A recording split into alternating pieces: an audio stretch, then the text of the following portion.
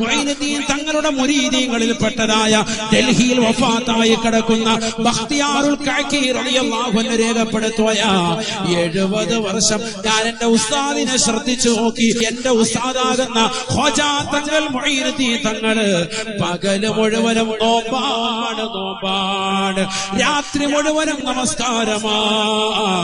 ഇശാഇനടുത്ത വുദൂ കൊണ്ട് സുബഹി നമസ്കരിക്കുന്ന മഹാനാണ്.